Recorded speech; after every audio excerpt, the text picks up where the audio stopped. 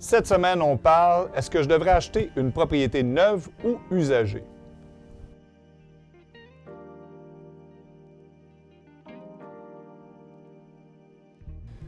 Donc, on va débuter avec l'achat d'une propriété neuve. Le plus gros avantage actuellement en 2021, c'est premièrement, vous vous assurez d'avoir une maison à la date qu'on vous promet de la livrer. Donc, vous n'êtes pas en surenchère, il n'y a pas 50 acheteurs qui vont se battre pour, c'est premier arrivé, premier servi. Un des gros avantages dans le neuf, c'est que tout est justement neuf, sous garantie, et à moins de vraiment pas faire avec un bon entrepreneur général, vous aurez très peu d'entretien à faire pour plusieurs années.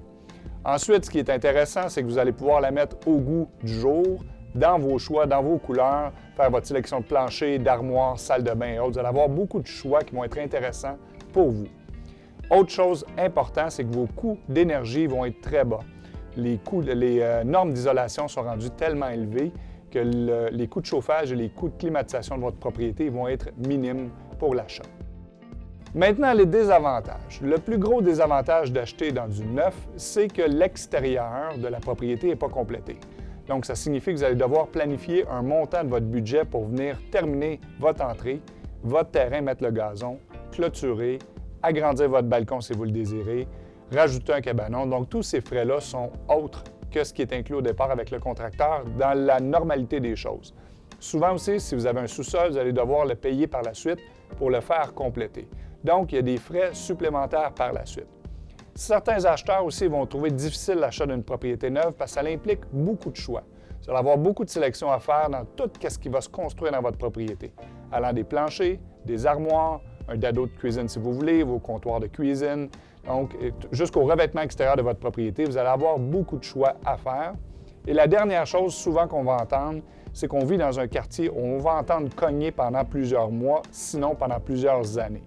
Quand on habite et qu'on rentre dans un nouveau quartier, bien évidemment, il faut comprendre que le contracteur est en train de le développer, donc ça va cogner longtemps autour de nous. Donc, il faut être prêt à vivre avec ce petit désagrément-là pour quelque temps. Maintenant, si vous réussissez à avoir une maison usagée, le plus gros avantage que vous allez avoir en général, c'est qu'à même prix d'une maison neuve, vous allez avoir une plus grande propriété. Ce qui était construit dans les années 80, 90, début des années 2000, est évidemment beaucoup plus grand que ce qu'on peut construire aujourd'hui pour le même prix. Ensuite, ce qui est intéressant, c'est que votre maison va déjà être aménagée fort possiblement de A à Z. Donc, le sous-sol va être fait, l'extérieur de votre propriété va être aménagé, souvent l'entrée asphaltée, la tourbe va être sur le gazon, le terrain va être clôturé, vous allez avoir un grand cabanon. Donc, toutes ces choses-là, c'est des dépenses que vous n'aurez pas à faire par la suite. Et ce qui est intéressant aussi, c'est que vous pouvez voir de quoi le quartier a l'air. Donc, les arbres sont matures, il y a plus de végétation autour. Vous êtes capable d'avoir une très bonne idée de l'environnement dans lequel vous allez vivre. Par contre, les désavantages qu'on a actuellement, c'est évidemment la rareté des maisons usagées, le phénomène de surenchère qu'on vit. Maintenant, quand vous achetez une maison usagée, le mot le dit, il y a plus d'entretien. Donc, il faut prévoir un budget d'entretien de la propriété. Et dépendamment de l'année de la propriété, si la propriété a 15, 20, 25, 30, 50 ans, il faut comprendre qu'il y a des éléments importants qui vont être rénovés avec le temps. Que ce soit une toiture, vos fenêtres, salle de bain, cuisine, ce sont des choses qui coûtent cher à rénover et qu'il faut planifier.